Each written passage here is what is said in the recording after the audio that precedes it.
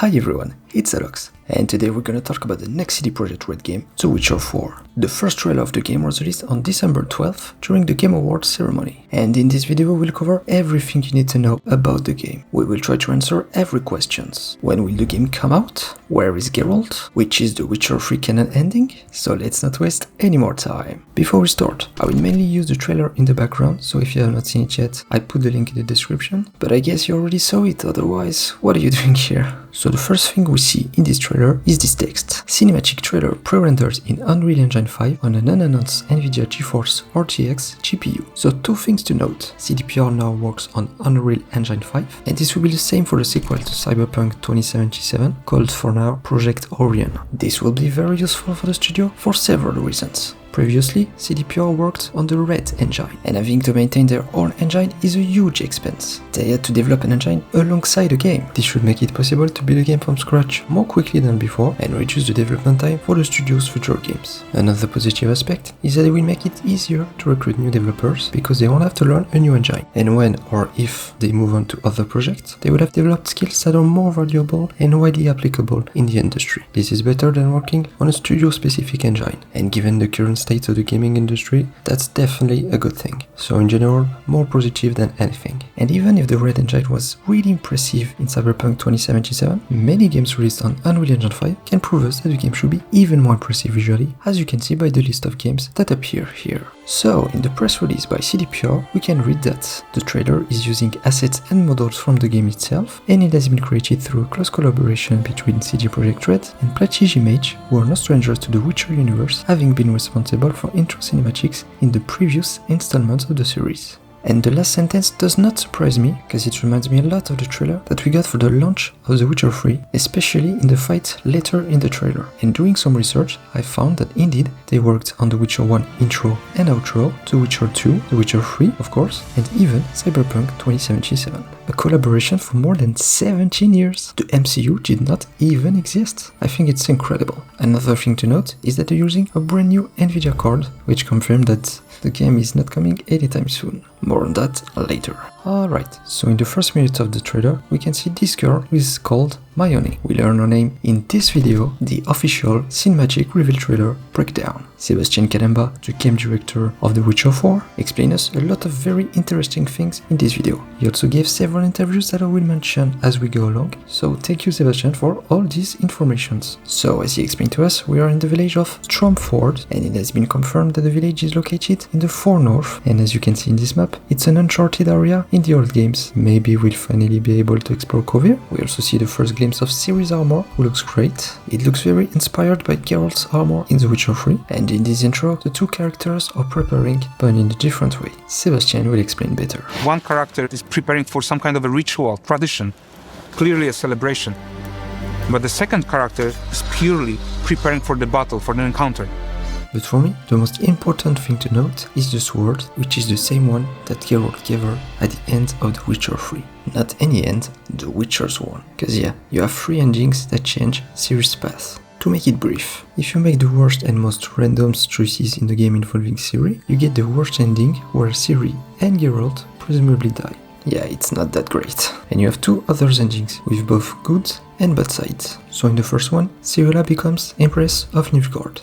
In this one you need to keep Ciri alive, and you need to bring her back to Emir. It's without mentioning that Emir must remain alive for this ending to occur. So, after the events on Andvik, Geralt will have a great time with Ciri, and she tells him that she realized that the only way she could affect things positively in the world was to ascend to the Nilfgaard throne. And after an emotional goodbye, the two of you part ways, certain that you will meet again. She therefore gives up her life as a witcher to take care of the kingdom her father leaves her. And finally, the last ending, Ciri becomes a witcher. So in this one you just need to skip the part while you return to Emir, and of course keeping Ciri alive. Why would you kill her? After the events on Andvik, Geralt goes to see Emir and tell him that his daughter sacrificed herself to prevent the White Frost. He then returns to the former garrison outpost in White Orchard, where he receives a specially crafted silver sword from a hired blacksmith. Afterward, he returns to the White Oak Inn, where he meets Ciri in disguise and presents her with her new Witcher sword, which is the same one in the trailer. So yeah, after all these years, we finally know which ending is canon.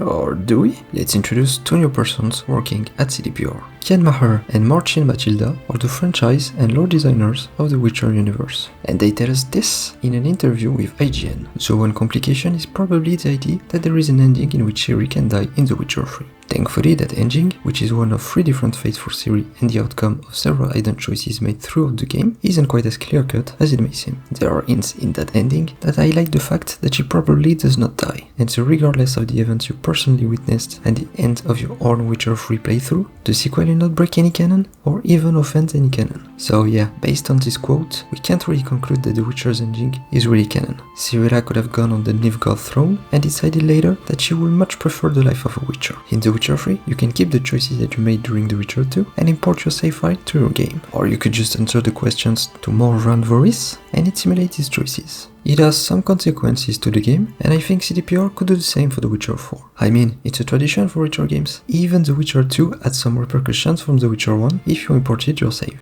Not as important, but still. Let's continue. Okay, so in this scene we get a classic Witcher moment. We know that Witchers are not popular figures in this universe. They are considered as outcasts. People hire them to kill monsters, and that's it. And so we finally see the face of Ciri, the main protagonist of this new game. The story is set years later after The Witcher 3, but we don't know how many years exactly for now. She looks fantastic, by the way, in this trailer. I'm not going to talk about all the bullshit I've seen on Twitter, otherwise I might get censored. So it was confirmed in an interview given to The Gamer that Joe Wyatt will not return to voice Ciri, and that will be Ciara Berkeley who will play the character. I haven't seen the movies or series she's been in, but she seems very convincing in this trailer. Having played the first Witcher game, I was a bit unsettled when in The Witcher 2, absolutely all the characters had changed their English voice actors. I mean, really all of them except Geralt. But this was something that was fixed in The Witcher 3, as to my knowledge, no character from the previous game was changed. After all, Joe Wyatt may have simply not wanted to get involved in a new saga where Ciri will likely be the central focus for many years. So we'll have to wait to see if most of the voice actors will return in the next game. And yes, many rumors were circulating about Ciri being the protagonist of the next game, but now it's official. And it's a big thing. You just have to see this moment from Sebastian in the trailer breakdown. Okay, you have no idea how long we've been waiting for this moment. I mean, the entire team that invests so much passion into this project in recent years. We've been waiting for years to be able to finally show Ciri as the main protagonist of the game. Geralt is the Witcher, and he has for so many years been the main focus of the books, the games, and even the series. Yeah, remember that? For the most part, we have followed the story from Geralt's point of view, who is the Witcher, and so do is Ciri. She has trained for 4 months in Camoran. In the book Blood of Elves by Andrzej Sapkowski, it is mentioned that she consumed the mushroom mixture that Witchers use before undergoing the mutation, and she's even called sometimes Witcher in the books or the games. So yeah, the last missing part was the mutation, and it has been confirmed both visually with the yellow cat-shaped eyes, but also from Sebastian Karemba that following the events of The Witcher 3, Ciri has undertaken the famously painful trial of the Graces, which has mutated her into a powerful and resilient warrior. So yeah, I think the game will explain how Ciri became a real Witcher. I don't think it will be Geralt who helps her with that, since it was Vesemir who handled that in the past. And even morally, I'm not sure he would agree to test that on Ciri. Let's not forget only 3 out of 10 children survived the trial, and besides, Ciri is no longer a child. We don't know what the consequences could be to a grown adult. Well, we'll talk about that later, but yeah, she is not a regular human. My theory is that it will be connected to this new Witcher school. We can see that she has a new medallion that we already saw in the first artwork for the game, was called Polaris at this time. We know that the animal is a lynx. It could be an old Witcher skull, maybe located in the Far North, which might have helped Ciri with her mutation. We can only speculate about that for now, but I like this theory. So right after, she follows Mayoni into the forest and let her summon the monster by singing in front of the cave. We can see the moment where her medallion is trembling, and as soon as she enters the cave, she starts to hear hallucination, probably caused by the monster. And you can see that she's being dominated until the moment she drinks her potion. Sebastian explained that the potion allows her to concentrate and not hear hallucinations. I don't remember a potion like that in the previous games, but I could be wrong. Let me know in the comments if you know. So in this scene, we have a first close look to the new monster called the Boke. It is a creature derived from a Serbian mythology. I really like the design of the monster, it looks terrifying, and we see that Ciri used a quen or something like it. Then she used her magical power to drain the element, in this case the water, and she catalyzes it into an electric attack. Because as we know in the books and the games, she possesses Elder Blood.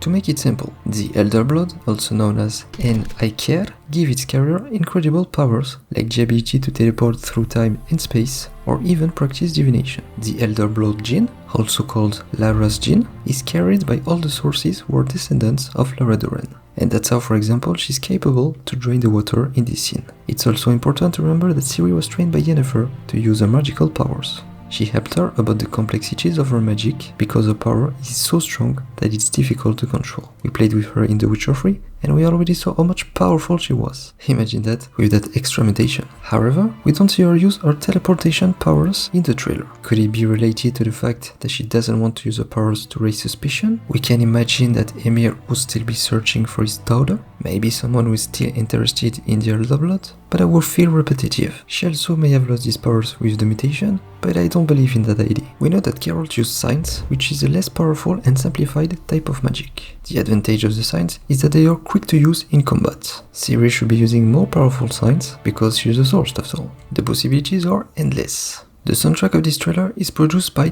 P.J. Adamczyk, who has made some of the best video game soundtracks in my opinion. Just listen to this.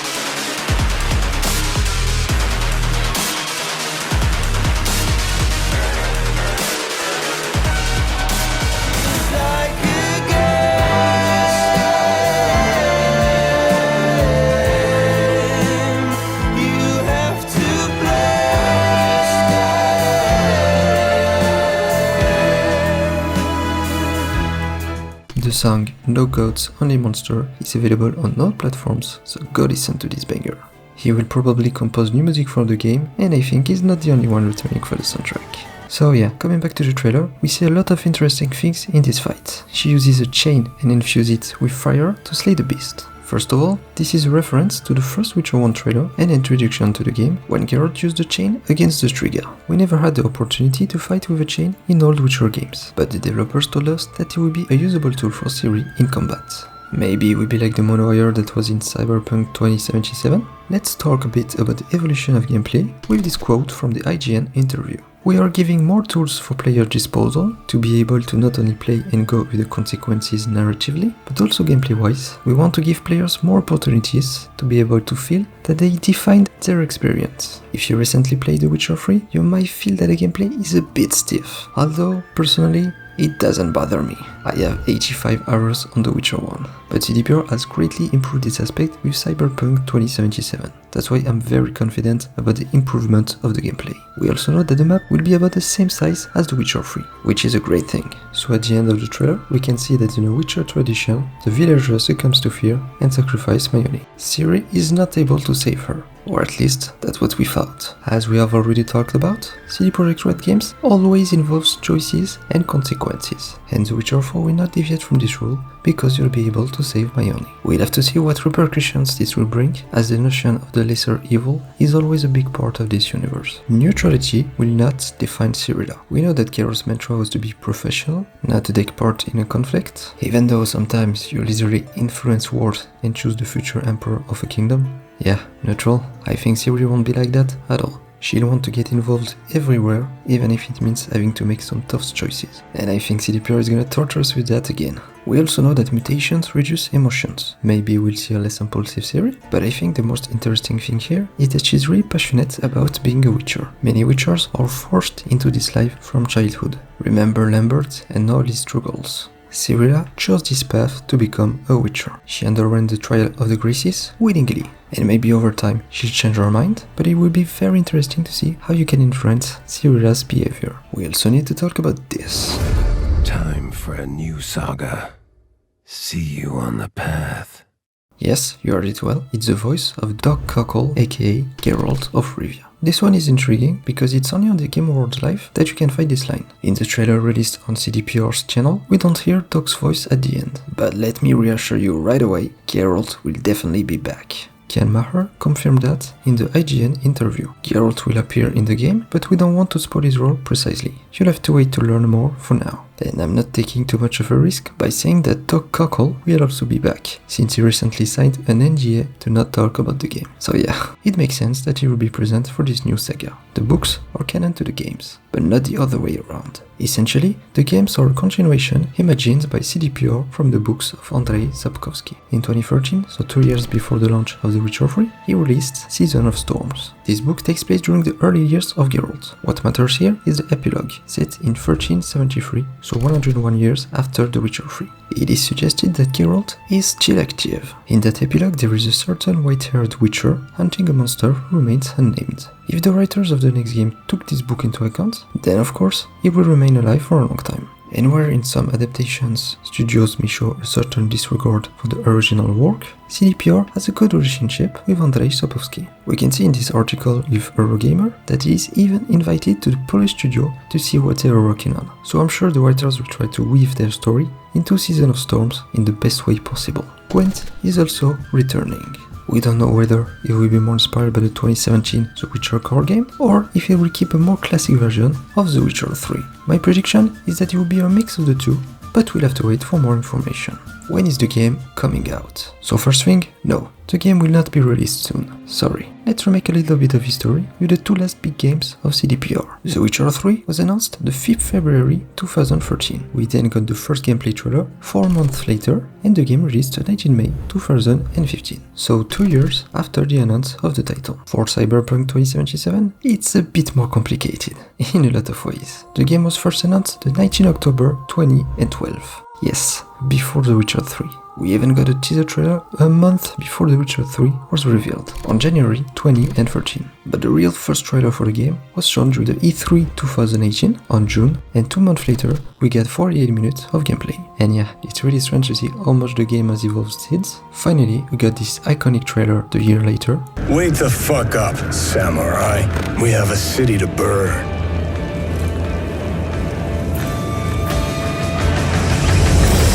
And the game finally released on December 2020. You must think I forgot to mention something there. Yeah, this. Again!